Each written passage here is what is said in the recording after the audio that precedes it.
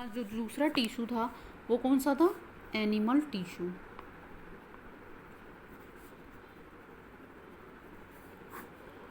Animal tissue, जो बातें हमने प्लांट टिश्यू में लिखी हैं उसके जस्ट अपोजिट कर दो कि जो एनिमल टिश्यू में ना लिविंग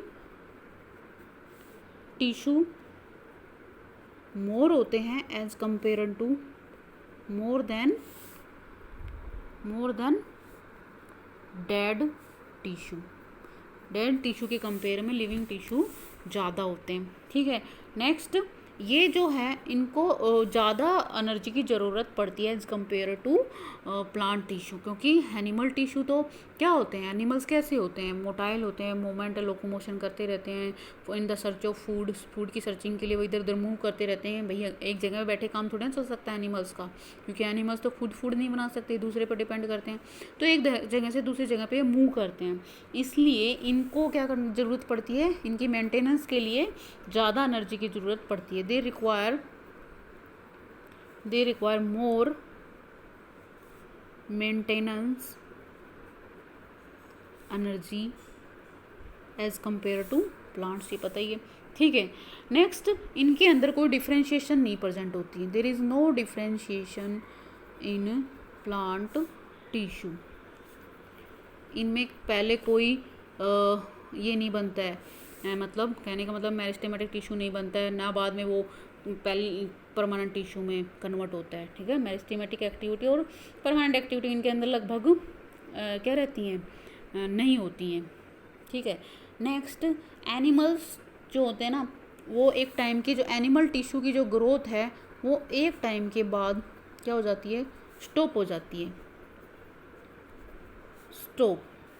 ठीक है, वो इसके बाद वो फिक्स हो जाती है, इसके बाद वो नहीं बढ़ते हैं। बट प्लांट्स में तो मेरिस्टेमेटिक टिश्यू के प्रेजेंट होता है, वो कंटिन्यूस क्या होता रहता है, कंटिन्यूस ग्रोथ करता रहता है। तो प्लांट्स की जो ग्रोथ है थ्रू आउट द लाइफ वो बढ़ते रहते हैं, बट एनिमल्स में ऐसा नहीं होता है। ठीक है, और जो एनिमल टिश्यू की जो ऑर्गेनाइजेशन है, ऑर्गेनाइजेशन जो एनिमल टिश्यू की है, इनका बॉडी का जो स्ट्रक्चर है टिश्यू का वो कॉम्प्लेक्स है। कॉम्प्लेक्स मतलब जटिल है, सिंपल नहीं है। तो ये था एनिमल टिश्यू के बारे में। तो कोई आपको प्लांट टिश्यू और एनिमल टिश्यू के बारे में डिफरेंस भी पूछता है तो आप ऐसे बता दोगे, या अलग अलग एक्सप्लेनेशन के बारे में बोलता है तो भी बता दोगे। ठीक है, नेक्स्ट हमारे पास जो टॉपिक आता है वो है प्लांट टिश्यू का क्लासिफिकेशन, कि जो प्लांट टिश्यू है वो कितने में हम डिवाइड कर देते हैं। तो हमने एक टेबल बनवाई थी मैंने कि पूरा का पूरा प्लांट टिश्यू हम दो में डिवाइड कर दिया। पहला कौन सा है, मेरिस्टेमेटिक टिश्यू, दूसरा जो है वो कौन सा था, परमानेंट टिश्यू।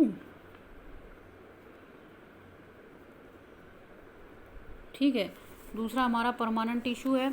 और ये जो मेरिस्टेमेटिक टिश्यू है इसको अगेन हम 3 में डिवाइड कर देते हैं, टेबल बना रखी है ऑलरेडी, अगेन 3 में डिवाइड कर देते हैं। Apical tissue, lateral tissue, lateral meristematic tissue and इंटरकलरली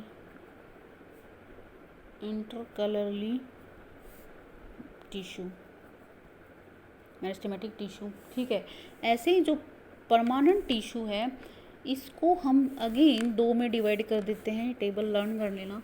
again 2 में डिवाइड करेंगे। पहला जो है वो है सिंपल परमानेंट टिश्यू। सिंपल के फिर अगेन 3 टाइप होते हैं, कौन कौन सा, पैरेन्काइमा,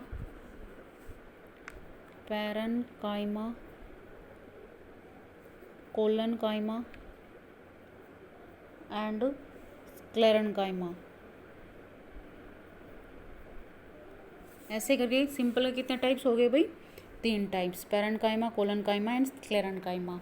अब जो कॉम्प्लेक्स जो टिश्यू है ये 2 टाइप का होता है, वो कौन कौन से हो जाएंगे, एक तो हो जाएगा हमारा फ्लोएम और एक हो जाता है हमारा जाइलम, फ्लोएम एंड जाइलम, जिनके बारे में हम डिटेल में पढ़ेंगे। तो सारे टिश्यू, ये पूरा प्लांट टिश्यू का एक टेबल है क्लासिफिकेशन का, जो कि मैंने तुम्हें बनवाया भी है नोट्स में। तो ये है वो कि पूरे प्लांट टिश्यू को हम 2 में डिवाइड कर देते हैं, मेरिस्टेमेटिक टिश्यू, दूसरा परमानेंट टिश्यू, फिर मेरिस्टेमेटिक टिश्यू को 3 में, अपिकल, लैटरल और इंटरकलरली, परमानेंट टिश्यू को 2 में, सिंपल एंड कॉम्प्लेक्स। सिंपल के 3 type, parenchyma, collenchyma, sclerenchyma and जो हमारा कॉम्प्लेक्स टिश्यू है, ये कॉम्प्लेक्स है, कॉम्प्लेक्स के अगेन दो टाइप, फ्लोएम एंड जाइलम। तो ये था पूरा क्लासिफिकेशन प्लांट टिश्यू का।